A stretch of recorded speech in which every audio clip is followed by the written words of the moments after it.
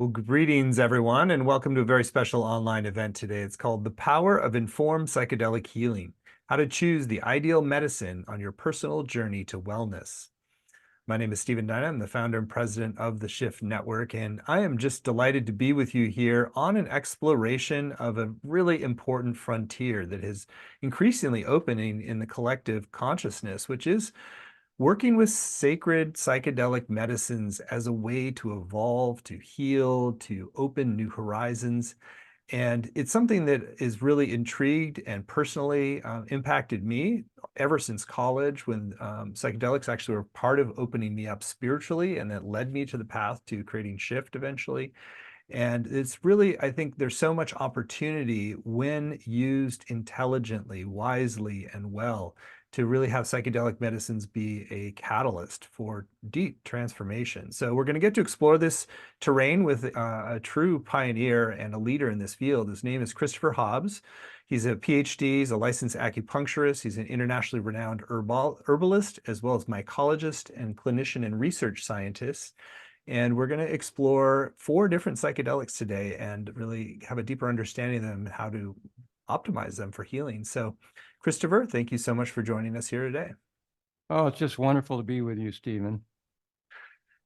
Great. Well, it's an exciting time to be able to have these conversations above ground and not just personally, and to really be sharing what we've learned. And I know you've been researching and exploring for decades, and I'm super excited that you're going to have a brand new program called Informed Psychedelic Healing that we'll share about more towards the end of the hour. And maybe as we begin this journey today, share a little bit about just your, at least the highlights of some of your own personal transformation with psychedelics, and why that's really made you such a passionate advocate of working with them in a really conscious way. Well, yes, thank you. I was kind of a slow developer, but in my 30s, I started having this spiritual awakening, which I really ascribe. Well, first of all, a couple of backstory items. My dad took LSD in, let's see, it must have been around 1962, 1961. He took LSD because he was dependent on alcohol, and his wife was studying psychology. She got onto the effects of LSD for healing alcoholism or alcohol dependency, and it really worked. But I remember him laughing in the bedroom. I was in the house and he was laughing and laughing. I was going, "What is going on?" And I eventually found out that that's what happened, and I was pretty blown away by that. And then the other backstory was my dad, after taking those trips, he became a Zen Buddhist, and he really got interested in Krishnamurti's work, and who lived in Ojai at that time. And he took us up there maybe 10, 15 times, drove us up from Pomona, where we lived. And I still remember Krishnamurti inside of a kind of a rope enclosure, a small one, just with maybe 30, 40 people around, and just standing there as a 10-year-old, or actually I was older, and just listening to him. And I don't know, it really struck a chord with me. And then later I moved up to Oregon. I was living in Portland, and I started hearing about magic mushrooms. And so my friend and I went over to the coast, and the meme of people like bent over with a baggie hanging down and trying to find psychedelic mushrooms in the grass there. That was what was happening. So we went over and we found Liberty caps, and we started imbibing those. And at one point I was young. I started eating them every day for about 9 months. So I was, whether it was microdosing or macrodosing, it was obviously going a little bit overboard, but I didn't really know what I was doing. I just knew that I was having this incredible shift of openness. I just felt so much more open as kind of a little bit of an introvert at the time.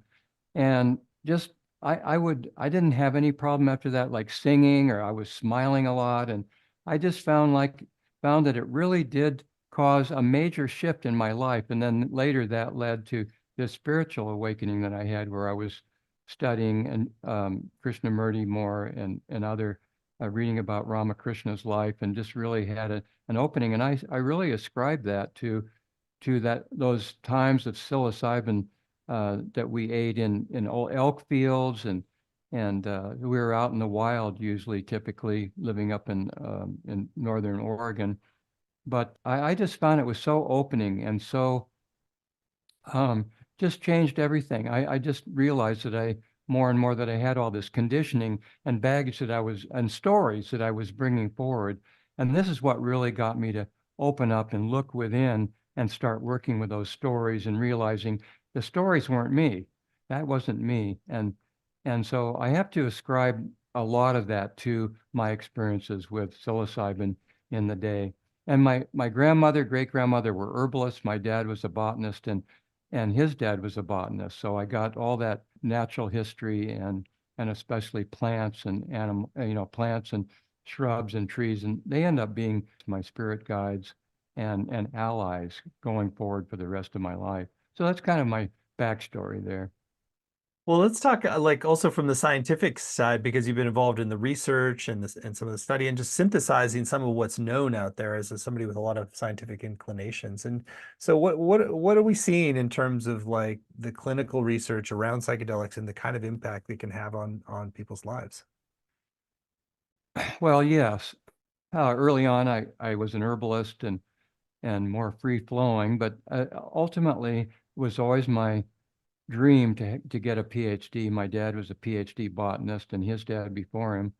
And so I got an offer to go to UC Berkeley, and I went there and got my degree in integrative biology, which I loved it. It was so open and so integrative in the sense that, bringing, and of course it was related to botany and plants, but it was really opened up to ecology and chemistry and all these other aspects of natural life sciences and especially plants. So I got interested in mycology after that, and then started really researching mushrooms in the scientific literature. And that's what I've done really for a long time now as a scientist, as I've just really been delving deeply into the literature and the research.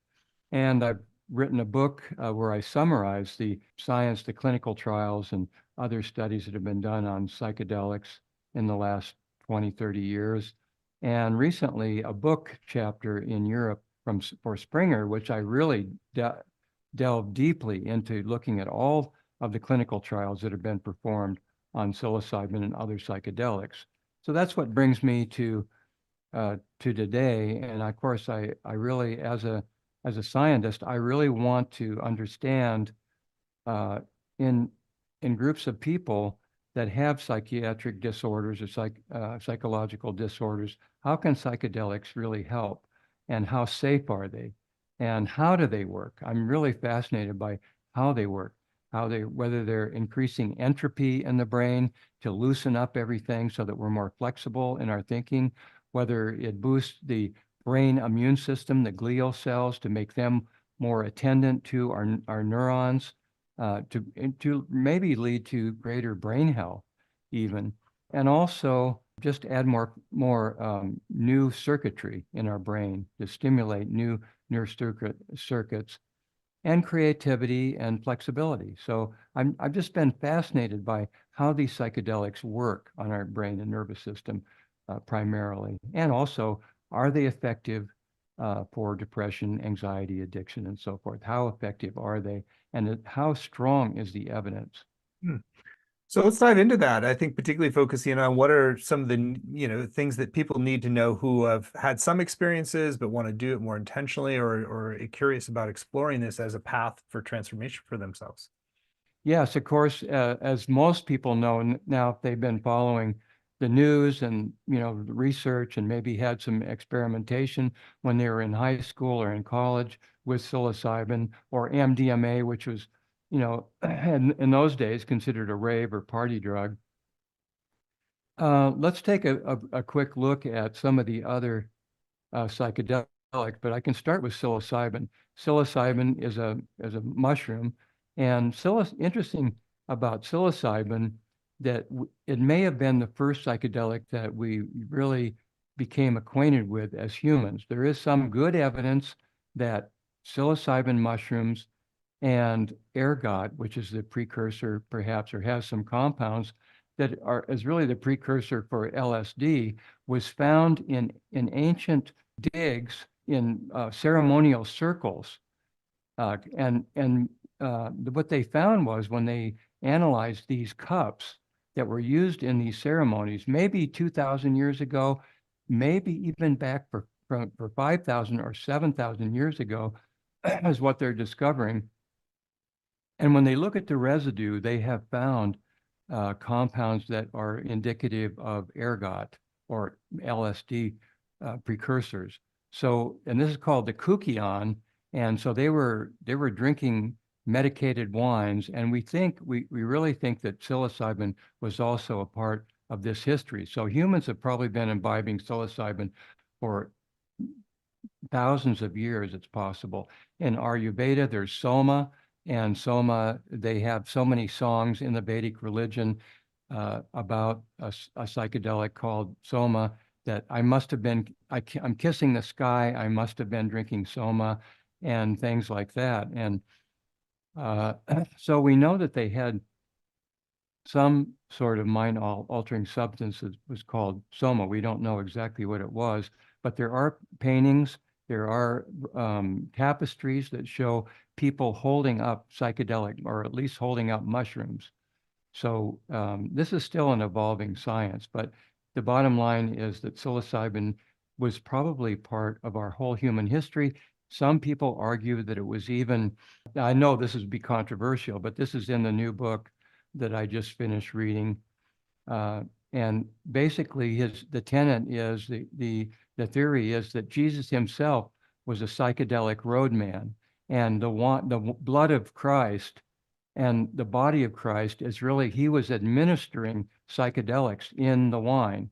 So there is some evidence for this. We don't have the smoking gun, if you will, yet, but there is mounting evidence on this, that maybe the world's religions were founded on psychedelics.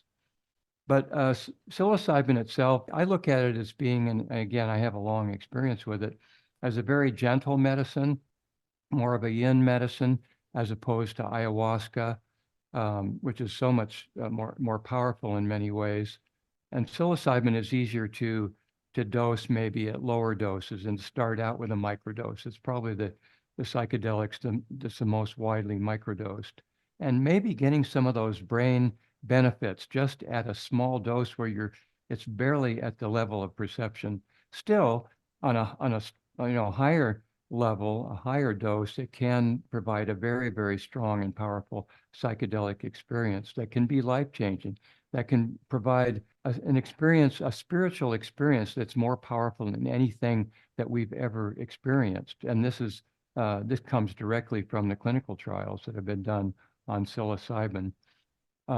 So I think psilocybin is a very, very important one to start with and mention, because of the history, because of the long history, and because it's so flexible, and because it doesn't quite last as long as LSD, which could last up to 6 hours or more, whereas psilocybin, a microdose, or maybe even just a very low, stronger dose, could only, usually you're coming back to yourself, your normal state of mind after an hour or hour and a half or 2 hours after you start feeling the effects. So it's just more workable with psilocybin. And psilocybin, the way it works, again, I mentioned it increases brain entropy to maybe give us a more flexible outlook and more able to change. All of the serotonin agonists tend to do that. And by serotonin agonists, I mean that the psilocin and the alkaloids bind to serotonin receptors in our body and don't forget that serotonin is responsible for regulating our mood. That may be why psilocybin can really affect our mood in a deep way. It can lead to an uplifted feeling of joy and appreciation for the day, being in the present moment. Those are all wonderful things with some of these serotonin agonists. LSD, it turns out to work very, very similarly to psilocybin alkaloids, but it lasts a lot longer. That's one of the major differences. There have been some studies on this. So again, these serotonin agonists can not only lead to increased brain flexibility, but they also have a profound effect on our brain's immune system. A new study shows that our brain can actually regulate our whole immune system consciously if we train it in that way. So there is some emerging research that we actually, by doing, affirmations, for instance, our immune system is powerful. It can deal with this pathogen. It could very well be that really works.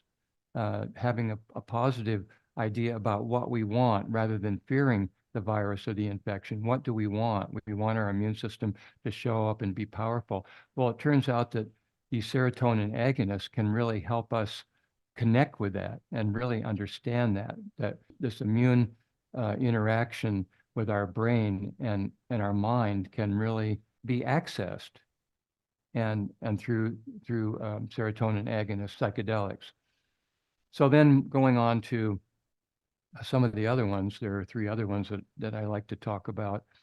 Ayahuasca is very well known nowadays. It turns out that looking at how much actual clinical research and clinical trials have been done on these four psychedelics, namely ketamine, MDMA, psilocybin, and ayahuasca, it turns out that ayahuasca has a lot of clinical trials, has a lot of human research performed on it.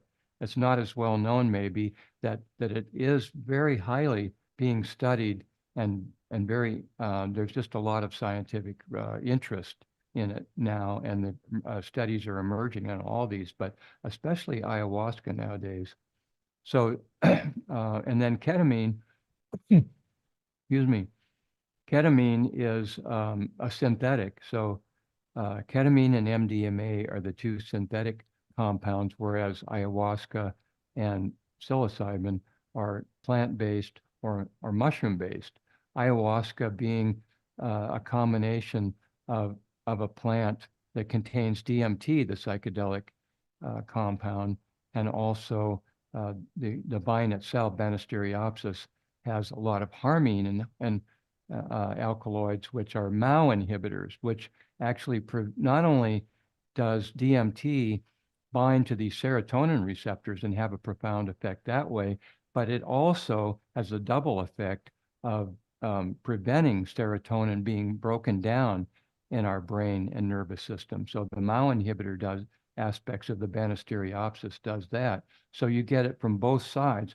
Not only is the compounds in the DMT, not only is that hitting the serotonin receptors, it's also being prevented from breaking down rapidly. And so that is why it creates a very powerful experience that is longer lasting. So and the other aspect of ayahuasca, of course, is that it's so widely used in a traditional setting where there is ceremony that may have been passed down, and chanting and songs and stories that may have been passed down for hundreds and hundreds of years, if not longer. So I think that's the biggest difference with ayahuasca, is that it really is, in my opinion, I've had a number of experiences in the Amazon, and then of course we had one up in the Urubamba Valley. But my experiences in the Amazon were that it really was so much more powerful when in the context of the ceremony, of the traditional ceremony, the songs, the chants, which in my very first experience, I went through a very difficult time in the middle of the ceremony. It was completely pitch black, way out away from any cities in the middle of the Amazon. And I was having a very difficult time. And just then the shaman came over in the dark and started blowing smoke and chanting. And the chant was so beautiful. It just brought me right back into my work. And it really completely changed everything. And since then I realized that, well, these chants and these rituals were tailored and discovered to really work with the active compounds in ayahuasca. It kind of brings up an interesting question because so much of the modern science really focuses on compounds and effects. So we're kind of bringing our scientific reductionism versus like it's a whole ecosystem of things that are created around the healing that often are hard to tease out what's what. It's really true. And looking at just taking um, MDMA by itself or without the ritual, without any of that time-honored just songs and rituals, and also, of course, ketamine, which is discovered more recently, and as it turns out, it's an animal tranquilizer, and it's also used in humans as a tranquilizer first, and then it was discovered to have psychedelic properties at higher doses. So that's a very interesting discussion, isn't it? What does the traditional uh, just the not only the songs and the rituals, but just the set and the setting. What does that bring to the healing process long term versus just using ketamine and MDMA for healing? And maybe you even have some thoughts on that. I mean, I've thought about it so much. Yeah, I'm going to defer to you. I feel like you have a lot more expertise. So let's keep diving in. So we've covered ayahuasca some, at least to high levels. And then what did you want to cover next? Yeah, ketamine, as I mentioned, was first an animal tranquilizer. It's a synthetic compound, and it has some unique characteristics, though. Um, it turns out that I just finished the California Institute of Integral Studies 9-month psychedelic science program. I just finished it a month ago. And the reason why I took it is because it was offering MDMA training, the official MDMA training, and also training in ketamine. So I wanted to understand the uses of ketamine and MDMA for therapy. And ketamine itself is quite interesting because at lower doses, it's not actually a psychedelic, but it does hit some of these same receptor sites. It does modulate serotonin. It does modulate dopamine. But it's mainly works on the glutamate system, and that handles control, and it opens up the mind. And ketamine is often used for people with PTSD, maybe not as much as MDMA, but PTSD and definitely addiction, depression, and anxiety. And it can be very helpful for some people. But what I would say about ketamine is it's not as long lasting, so it's shorter. It can be used in conjunction with, and that this goes for MDMA as well. It's a lot more effective when used in conjunction with counseling, with someone who really is there for you and can really listen and can really feed back what you've learned and what your experiences might mean for you. So coupled with therapy, ketamine is another big advantage of ketamine is that it is open for prescription to licensed healthcare providers like doctors, like nurse practitioners, physician assistants, all of those types of licensed practitioners around depends on the state, but can prescribe it even online. So you can actually get a session online from a nurse practitioner or an MD, psychiatrist, and so this is being more widely used in that way, and there are some indications that it can be quite helpful for some people. However, on the other side of it, ketamine can be addictive. I happen to know of several people that really went overboard with ketamine and were using it every day. So there is that aspect of it. I will go back and say that psilocybin absolutely has the lowest level of potential for addiction of any psychedelic, of any drug that we know of, any mind-altering drug, yeah, a sedative, whether it be a sedative or not. So that's a big benefit. But ketamine, yes, can be addictive. MDMA isn't really has high have a high as a addictive potential, but it's still some people take it too often. They like the feeling because it really hits the dopamine receptors. But ketamine again has its benefits, and one of the main ones being that it is so widely available now, and it doesn't last that long, and it works very well along with counseling for addiction, depression, anxiety, PTSD, um, and available online. Now, moving on to MDMA, I got a lot of training with MDMA, and I really hadn't had it before, as they also call it Molly, and there's other popular names. It was used in raves and as a party drug, still is. And it's because MDMA is very unique in that it not only hits serotonin receptors, but it also is very powerful. But it not only hits the receptors, it stimulates the body's own production of serotonin, but it also stimulates the body's production of dopamine. And dopamine is kind of the reward neurotransmitter that where you, and also there's some indication that it increases the level of oxytocin. Oxytocin is kind of like a bonding hormone. So all of this bonding is going on after MDMA, and certainly feeling incredibly happy and feeling very, very positive. Now, I want to mention with any of these psychedelics, it's very important to set an intention. What I found with MDMA, and I've had recent experiences with it. My partner and I have a couple of just beautiful, beautiful sessions with MDMA in nature. We set a very careful intention. If you call it, I'm not religious, but we really set a lot of incredible spiritual. We talked about the spiritual aspects of what we were about ready to experience. So we set very strong intentions, and then we brought in our allies. I brought in some plants that I really feel good, and we were right in nature.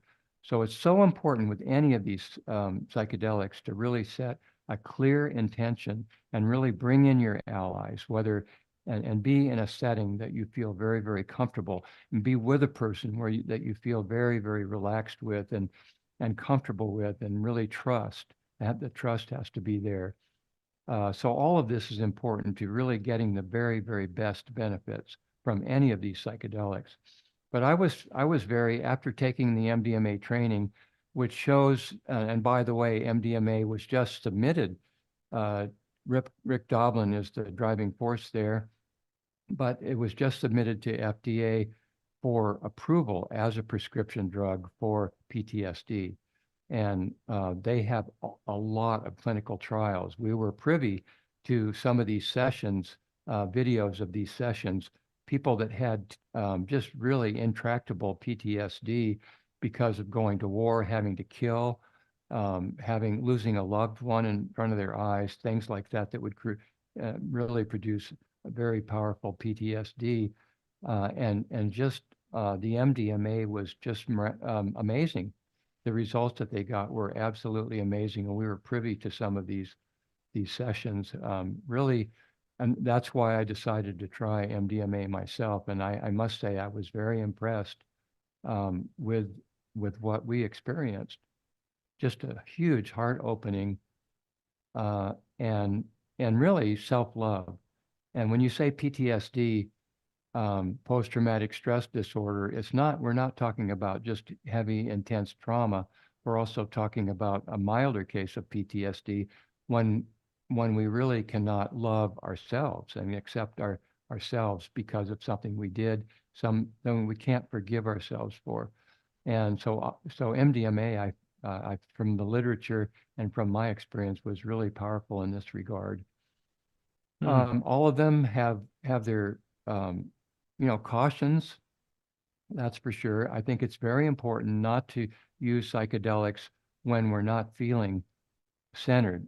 Some people might think, oh, I feel terrible these days. I'm just depressed, and I'm not in a good space, and then trying a psychedelic, they hope to get better. But it's always better to have counseling first, or read spiritual literature, watch videos of people like Gabor Mate, or even Krishnamurti, Sadhguru, somebody like that who really puts a more positive spin on what you're feeling, and maybe some uplifting words for you. It's better to be in a good space when you're using psychedelics. And this just really speaks really strongly about preparation. So there are different ways that you can prepare. And then after going through the experience, I think it's always good if you have a psychiatric or psychological imbalance or disorder to go with a guide, with a facilitator, somebody who can hold the space for you that does have experience. That is a very good way to go, especially if you're dealing with something and not just for self-discovery.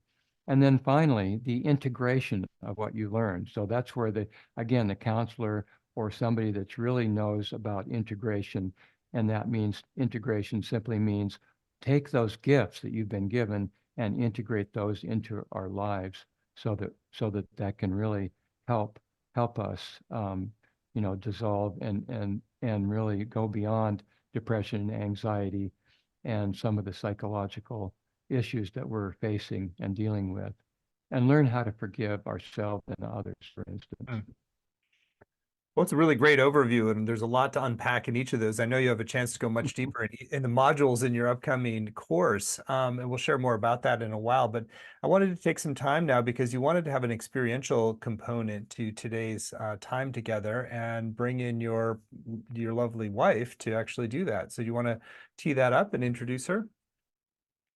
Yes, well, this is my partner, Rainya Dan, and Rainya, Rainya, and she has been a hypnotherapist, neuro-linguistic program worker, and counselor for 35 years. And she has so much incredible experience as a hypnotherapist and also breath work. She's been doing breath work for decades and so powerful. And when we got together, she really introduced me to breath work and self-hypnosis, or what hypnosis can really bring to the table for us. And we practice breath work all the time. Even daily, we'll do our 20 intentional breaths, or if we're feeling stressed or we're feeling a little off. So she's just amazing, and I'm really astounded by her knowledge, her depth of experience, and also just the way that she speaks about the positive things that we want to create. And so I'm going to turn it over to Rainya to lead this breathwork session. Hi, my name is Rainya Dan, and I am excited to be taking you on a little journey of breathwork. I've been teaching breathwork and hypnosis and neurolinguistic programming for decades, and I'm delighted to share my passion with you. So to begin, I'd like to ask you to put your feet on the floor and honor the earth, and know that breathwork is an ancient process. Thousands of years ago, the yogis studied pranayama, and prana is life force. It's the food, the highest form of food. And so we're going to be going on a little journey to shift our consciousness from thinking down into experiencing who we really are, with this amazingly simple process of connecting with a deep circular rhythm to the breath. So I'm going to ask you to use your creative imagination to follow along with my words and just enjoy this journey of shifting your consciousness. So to begin, I'd like to ask you to imagine at the bottoms of your feet, there's little chakras or doors that could open. And you could energetically send your roots down into the core of the earth. And doing that, imagine you can breathe up earth energy, a good grounding source of nourishment. And as you breathe up, I'm going to ask you to breathe all the way up, opening your crown and reaching up to the sun, and a waterfall of energy washing over you, down to the middle of the earth. It's a big journey, but enjoy the playfulness of it. And we'll be doing a deep rhythm to the breath, circular. As soon as you exhale, you're going to be immediately inhaling and exhaling with a really relaxed let go. And I'm going to ask you, if it's comfortable for you, to keep your mouth open, relax your jaw so you can take in more oxygen than you usually do. So if you're ready to begin, follow along with my words and enjoy the journey. So to begin, you can open your eyes or close them, whatever feels most comfortable for you. And begin by drawing up earth energy all the way up through your torso, and exhale.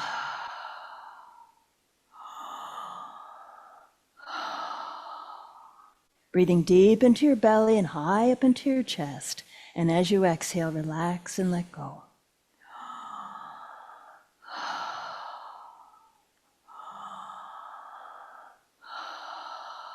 Feel the rhythm of your breath, taking you deeper, deep into your belly, high into your chest, and exhaling. And for the next breath, I'm going to ask you to hold your breath at the top and then exhaling and letting go. Holding it, and a waterfall of energy, exhale. Wash it over you. Inhale and exhale.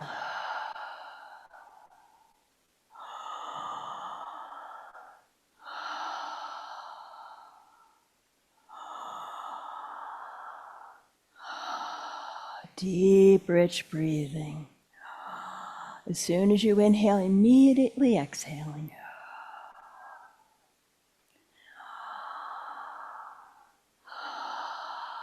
Let it feel good to drink deeply of this highest form of food, prana, life force.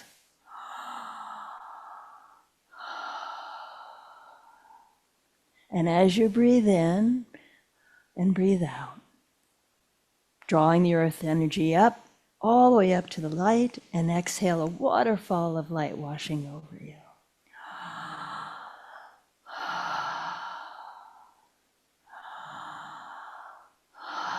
You're doing beautifully. Charging the breath, lifting up and exhaling. Focusing all of your awareness on the breath. As thoughts come, just send them love and let them go.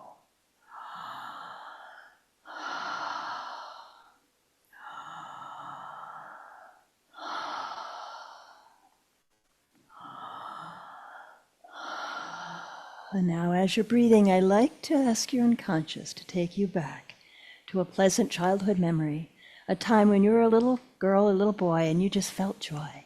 You just felt the fun and the joy of playing, of laughing. Let your unconscious mind take you to a time when you just felt good. And breathe into that memory, that feeling of feeling the joy of being alive, happy to be alive.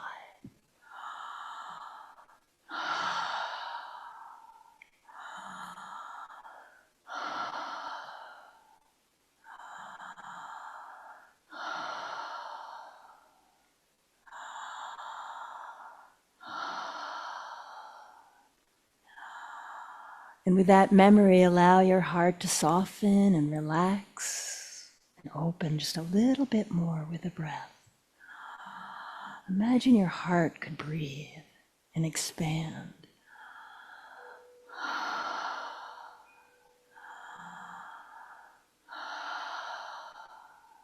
You might imagine your heart is just like a little flicker of light. And with each breath, that light is expanding and growing, warming your heart.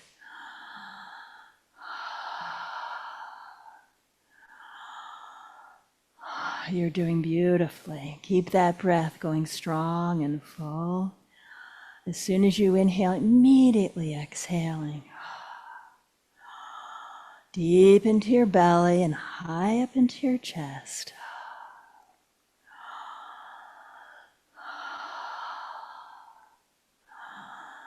And with that playful joy, I'd like you to imagine you're drawing earth energy all the way up and take it up to the heavens. And exhale, relax and let go.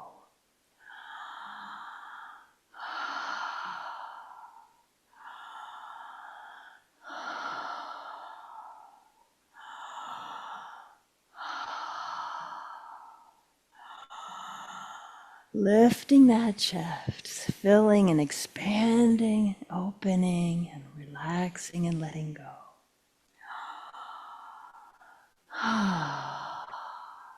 And on that exhale, Feel a deep sigh. Sound effects are always good.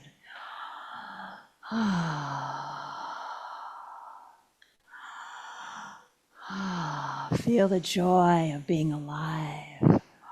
All the way down to that little boy or that little girl that just could feel the joy and the ecstasy of being free. And your heart expands and you can enjoy expanding your consciousness out into the infinite. Feel that light that expand and move through every cell of your body, through the breath. And that light can expand beyond the boundaries of your skin. And imagine that light just fills you with light, with joy, with love.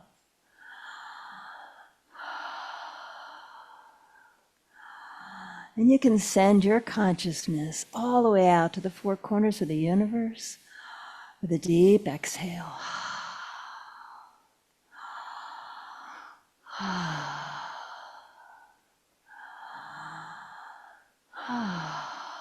You can bring it in close by, creating a beautiful orb of light around you, a bubble of golden light,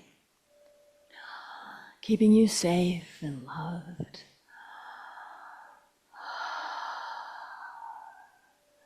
And now I'd like to ask you to bring your awareness all the way from the earth, all the way up into the heavens to the spiritual sun, and a waterfall of energy washes over you. And feel that beautiful vertical alignment of deep into the earth and high up into the heavens. Building up the energy deep into your belly, high into your chest, all the way up.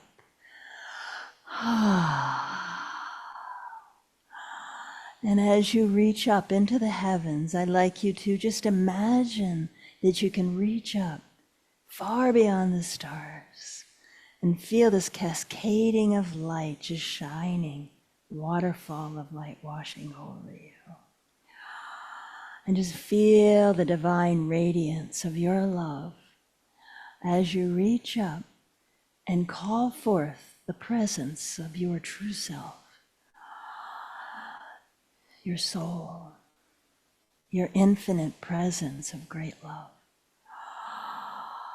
Calling forth, if you choose to, meet with your higher self.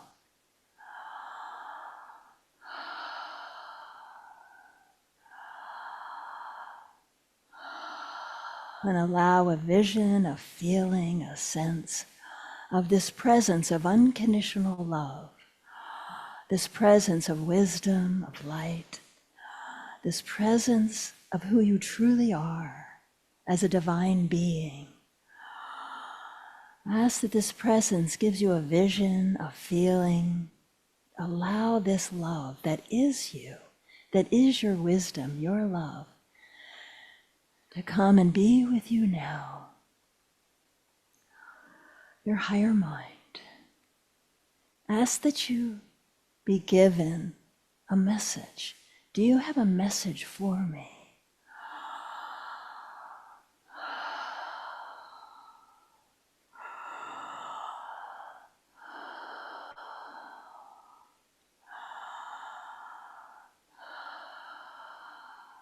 Breathe and receive. And this message might be in words, it might be in a feeling of love or consciousness.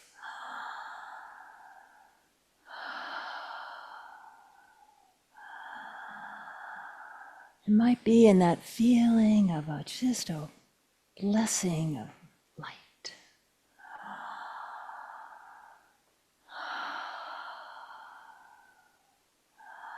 And as you feel this presence, know that it's always watching over you. It's always loving you, always available when you ask, please, and come and be with me now.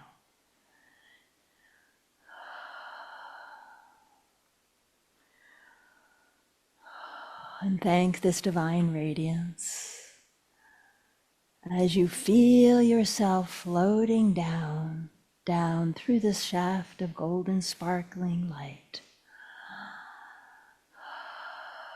Coming down, down, down. Through the crown of your head, bring your consciousness down through the breath with each easy exhale.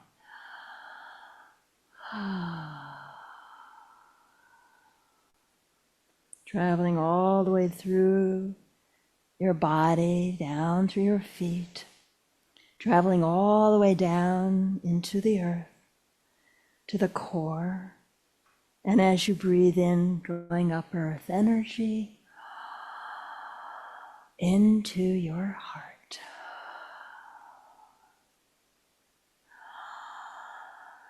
And feel that innocence, that preciousness that is you as you rest in your heart.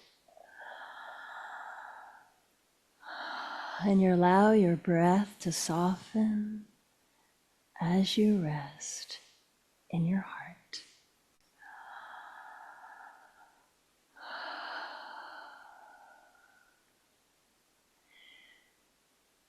And just feel this beautiful vertical alignment of who you are, rooted and grounded and open to all the love in the universe.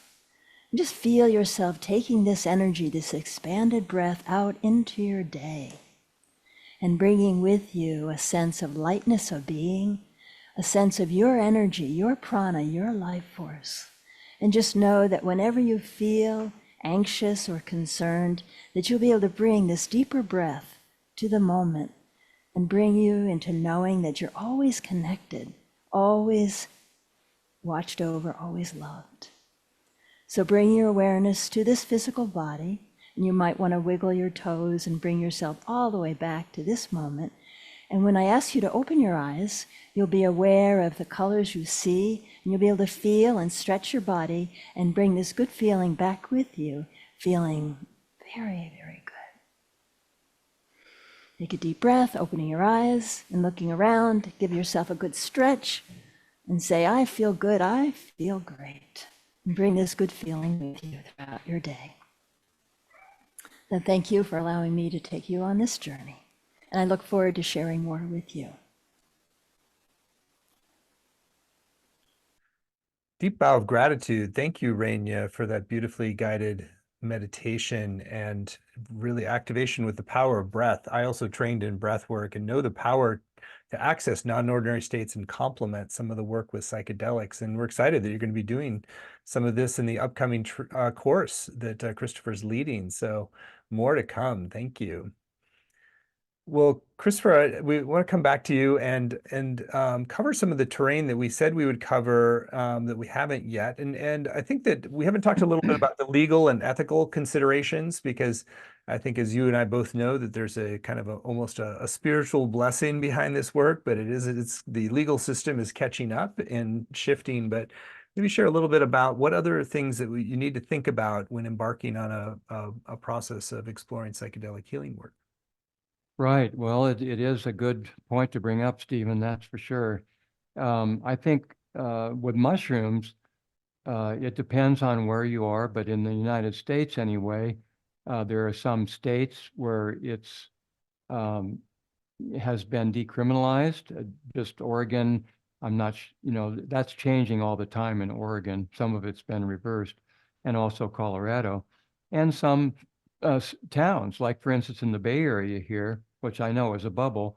We have Berkeley and Santa Cruz and San Francisco. It's all been decriminalized, so you can actually go to the Zydor Church. You can go in there and you can hear about all these different psilocybin cultivars like Golden Teacher and Baby Blues and so forth. And you can actually buy them over the counter. You can buy chocolates, psychedelic chocolates, and these are all available over the counter.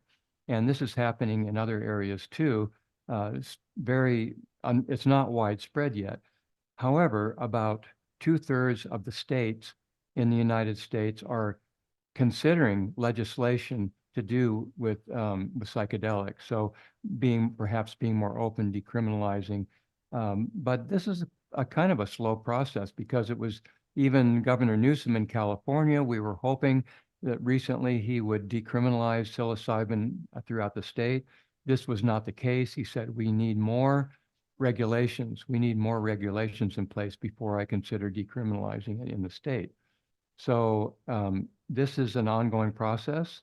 And depending on where you are, what state you're in, how conservative perhaps, it may be years. It may be 3 or 4 or 5 years before we really get to the point where where it's just completely open. Right now, I think a lot of it's underground.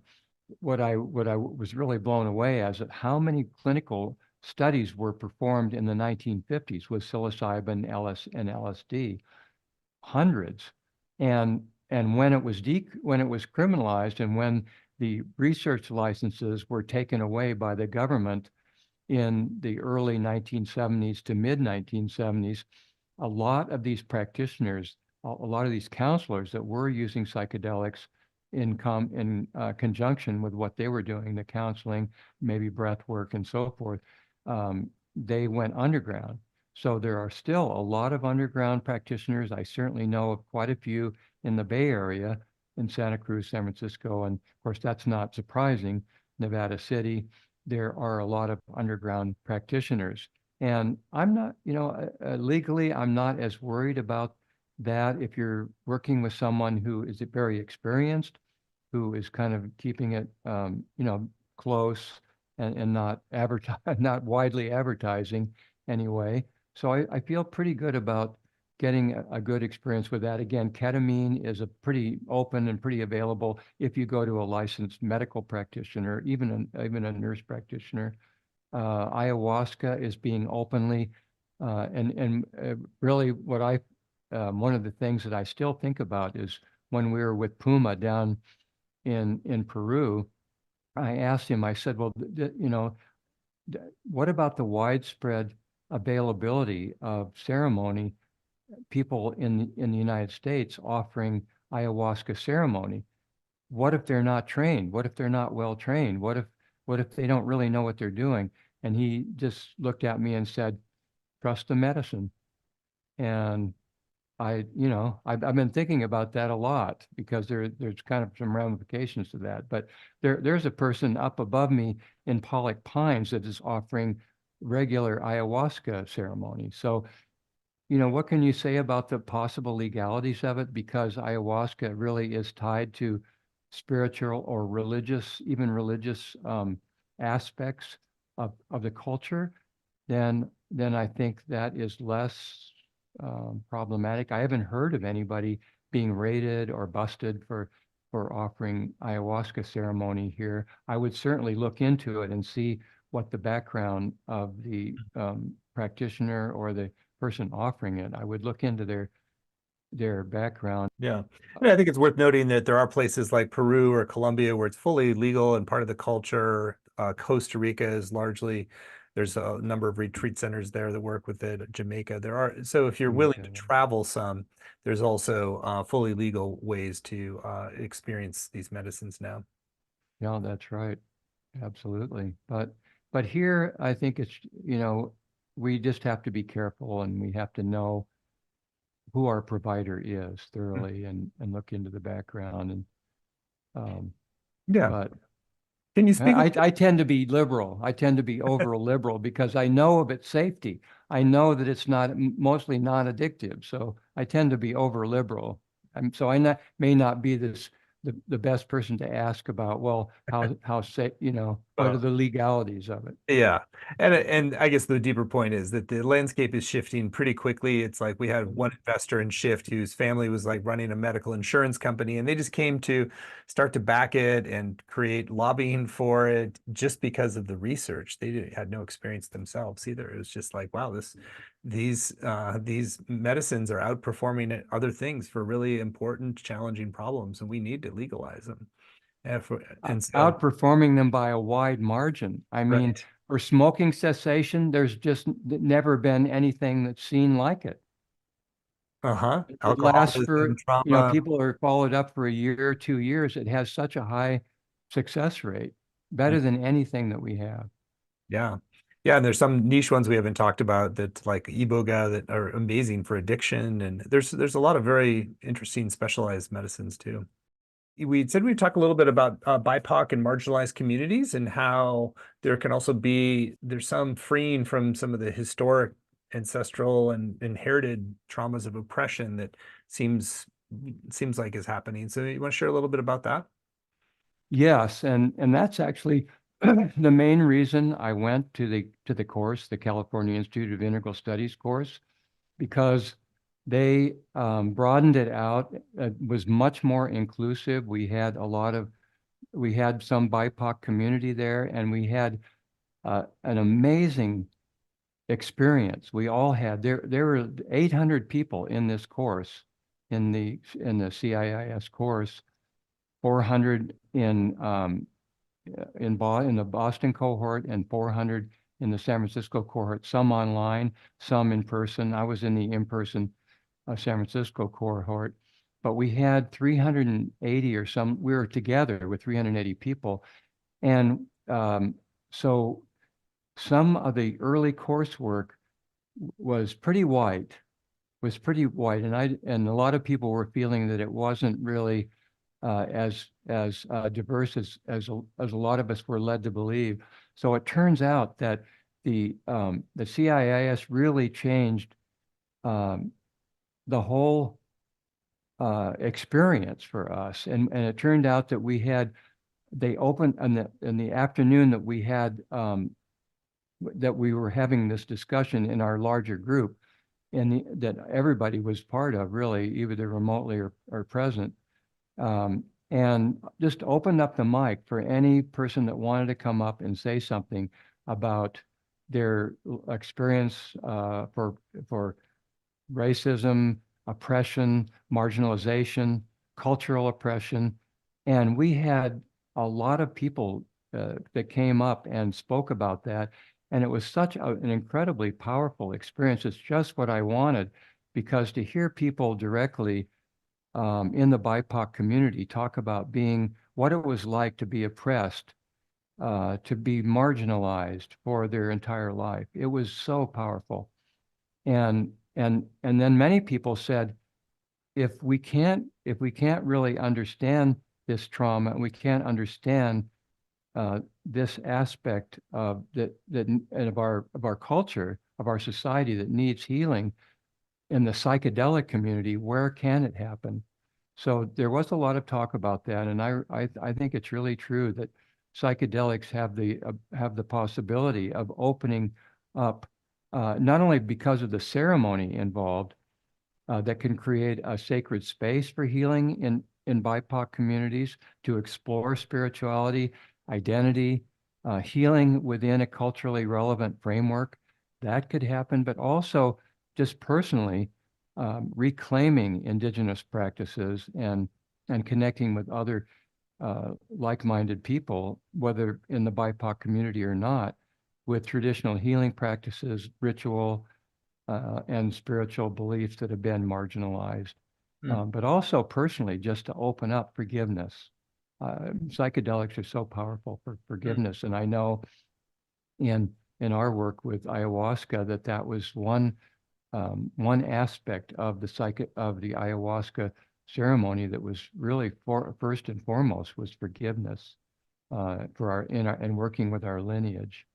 So I think this is really the psychedelic experience can be so powerful for people opening up our understanding of what the BIPOC community and community members have been through their entire life, possibly, for healing.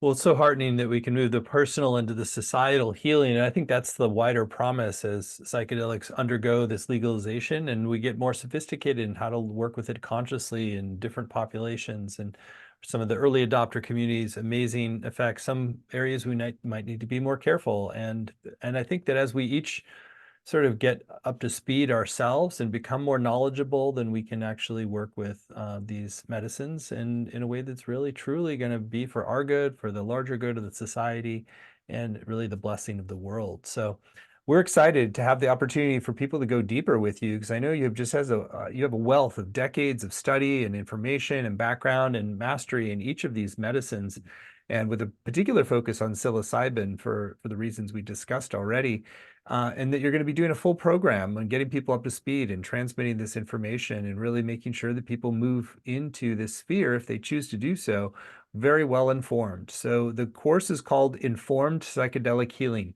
Choosing the Ideal Medicines on Your Personal Journey to Wellness. And you can find it at the URL informedpsychedelichealing.com, informedpsychedelichealing.com. It's a 7-week program. There are no prerequisites, and Chris, you're going to be teaching from the foundations, really laying the foundational understandings, everything from the neurobiology to the safety and intention setting to the spiritual dimensions of working with these medicines, really for anybody who feels drawn to come. There's no specialized expertise required. So, Christopher, I'd love for you to share a big overview of the intentions of the program. Then I'll read out the module titles. You give us a preview of what's coming in each.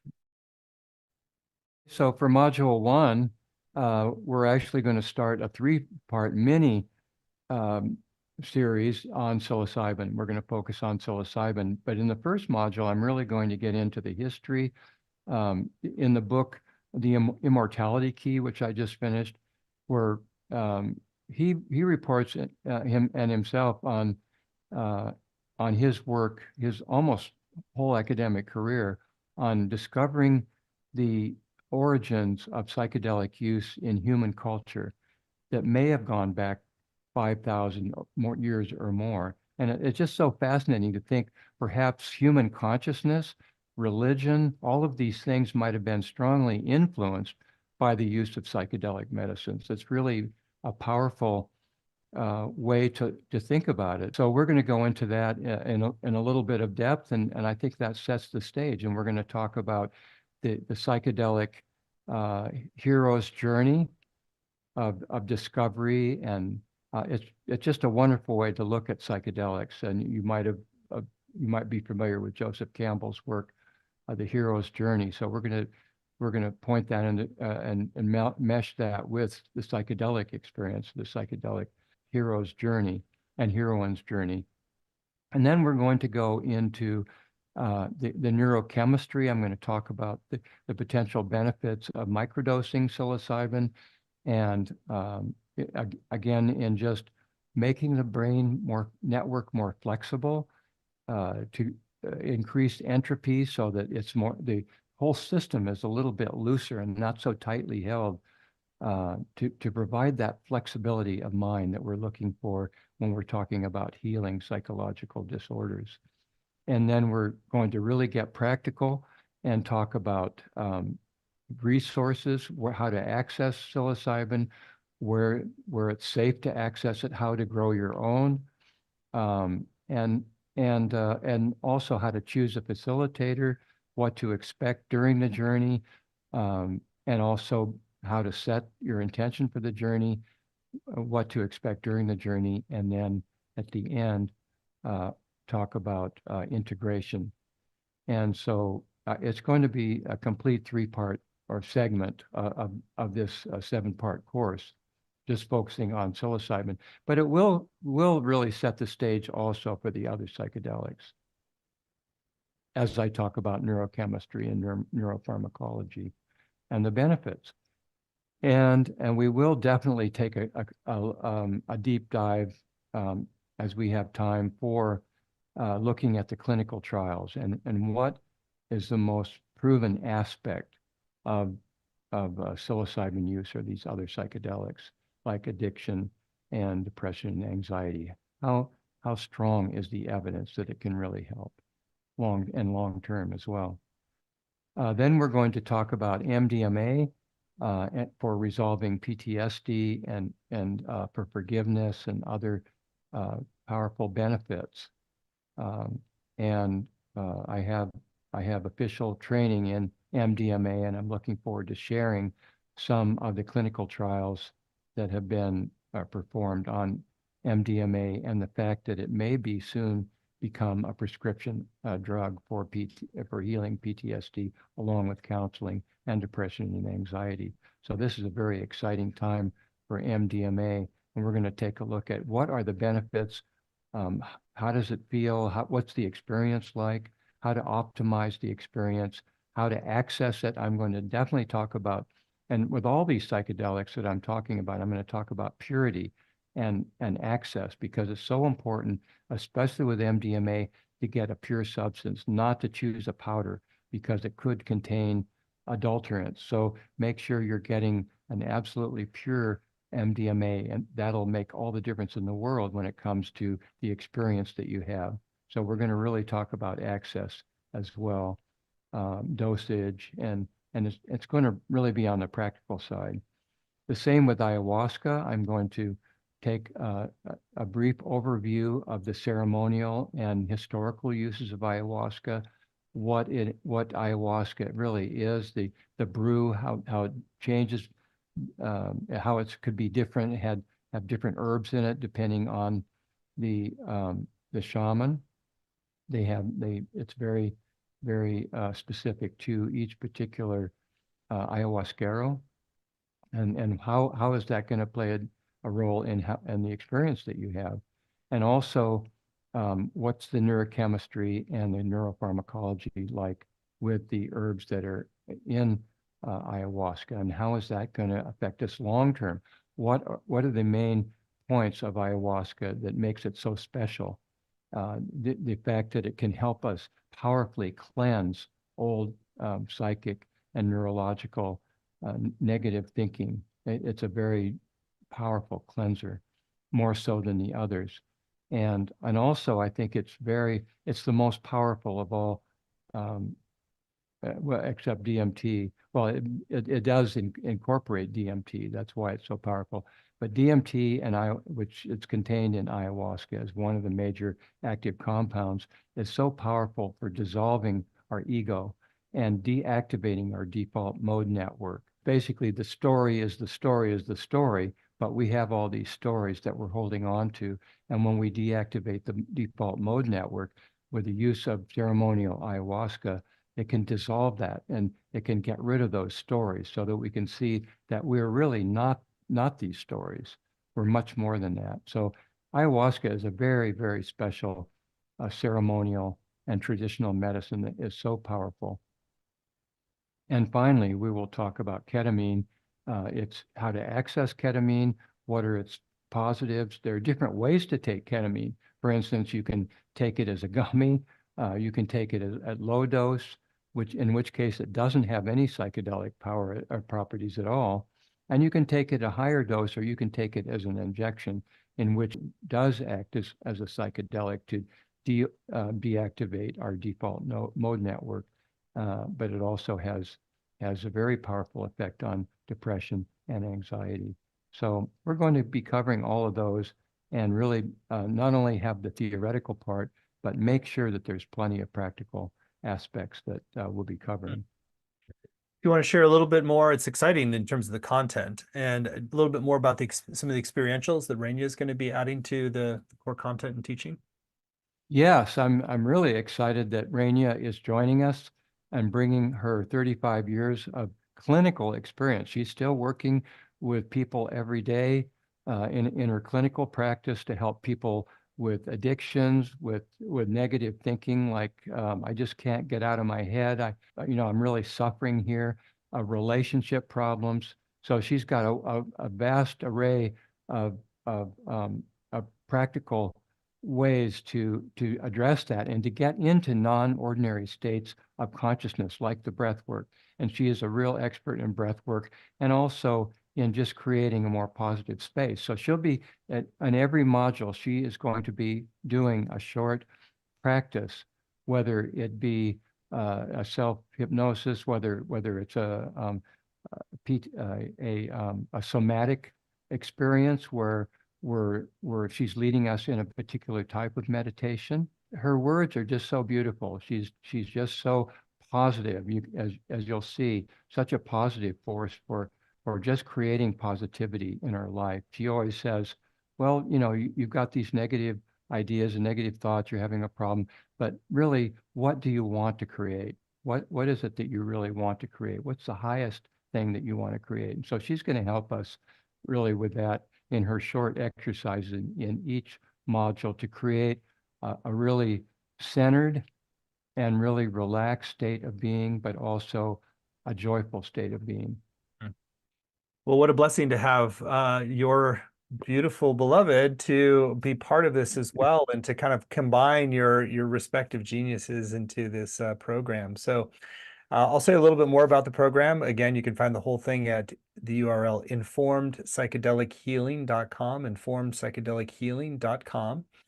So there's the 7 live modules, which include everything we talked about. You're also going to get time to ask your questions live. You'll have recordings, both video and audio, of every session, which is really helpful to be able to go back and cover things you missed, or if you might get sparked by one medicine now, but down the road you want to go to Peru with ayahuasca, then you kind of have a chance to go back and really get up to speed on everything that that is required to understand. And so you've got those recordings. You also have word-for-word transcripts. There'll be weekly practices you can do at home, a Facebook group to support you and deepen your community and experience. And on the page, you'll see a number of extra bonuses that are designed to enhance your journey as well. There's a full audio interview with Christopher and PDF transcript that goes with it called Learn from a Master Psychedelic Guide. You want to share a little bit about that special bonus? Yes, that's an amazing experience and not to be missed. This is a close friend of mine that I've known for years and years, and I never knew that he was a psychedelic facilitator for 25, 30 years. And he did groups, which I'm very interested in working in groups and how it is working in groups. But he has literally 30 years of experience in leading all kinds of single people and also groups with the music, and the music part of it is so important. And I interviewed him, and so we have a spoken interview where I'm asking him about his experiences, what it was like, what people experienced, the benefits that people got, whether people had what problems people might have had, in hundreds and hundreds of sessions that he did, including group sessions. So I was totally blown away when I interviewed him and heard how much experience he really had and what he had to share. So this is really something not to miss. Beautiful. There's also a PDF excerpt from Christopher's book, The Health and Clinical Benefits of Medicinal Fungi, called Understanding and Accessing the Clinical Research on Psilocybin Medicine. And there's also a final bonus that you get if you sign up right away. And that's our way to really encourage you to tune in now while you have the most information and connection with what Christopher's saying. And if you get a yes to move forward, then you're going to get a special bonus by signing up today. It's called The Power of Breathwork and Psychedelic Assisted Therapy. It's actually a combination of Christopher and Rania, and it's the video teaching and practice. You want to share a little bit about that combined teaching from the two of you? Yes, and Rainey and I have been, as I mentioned, she's a very, very seasoned practitioner using all of the tools in her toolbox for reaching non-ordinary states of consciousness like breath work.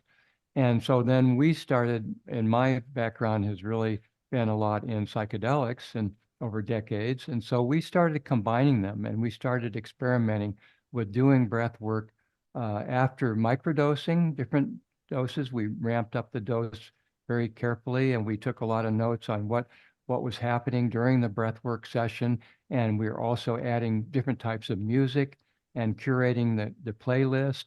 And we've found amazing benefits when combining psychedelics, whether it be a microdose or whether it be a higher dose, along with breathwork especially, but also just positive affirmations and other tools that Rania is bringing, but along with psychedelics. It's been a really amazing experience for both of us, and one that we're super excited to share.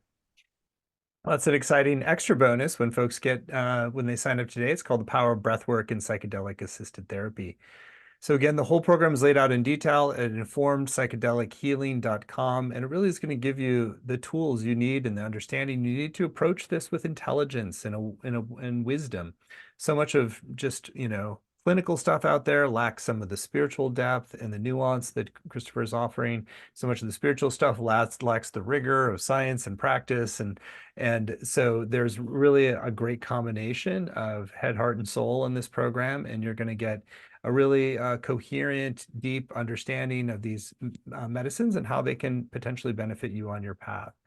So we've kept the investment very accessible for the program. It's just 3 payments of $128, or you can save 10% when you pay in full with one payment of $349. The course is going to begin July 2nd, run Tuesdays at 9 Pacific, noon Eastern. But even if you can't make the live times, you can still get the full value with the recordings and the transcripts in the community as well. And I particularly always encourage you to go to the page and read through the testimonials, because that's where you get a taste of how people's lives have been changed. And Christopher gets great reviews from previous programs and really giving you a solid foundation of understanding and wisdom to engage this path in a way that it really is going to optimize your chance for deep healing and great success. So you're in good hands, and you will receive a lot of insight and value and be much better equipped to explore the world of psychedelic healing if you choose to. So again, that's all at informpsychedelichealing.com. So Christopher, it's always a pleasure to be with you. There's just your fountain of great information and experiences. Anything that's still on your heart you want to share that folks considering going into the new program with you? Thank you, Stephen. I'm just so excited because it really creates community. And I'm just so down for creating communities everywhere we go in every aspect of our life, whether it be a small community in our neighborhood or a much larger community around the world or around the country. Community is really everything. So I really intend this program to help and be part of a community. And I've experienced that before in the previous psychedelic courses that I've done with SHIP, which has just been so seamless. And we have breakout rooms for smaller discussions. And there's just so much, and definitely the transcript, and also the Facebook page where I can answer questions. I'm going on there and I'm reading what your questions are and the discussions and maybe chiming in. And so it's really a great opportunity for people that are interested in psychedelics, interested in personal change and growth, to create community on the SHIP network as a platform. And so I'm just so honored to be here and to be part of this effort to really create a wonderful community. Beautiful. Well, thank you, Christopher, and thank you all for joining. And if you've called to go further, we can assure you you're in great hands, and you can do so at informpsychedelichealing.com, and you'll get the special bonus with Christopher and Rania when you sign up by midnight tonight. So thank you so much. Many blessings.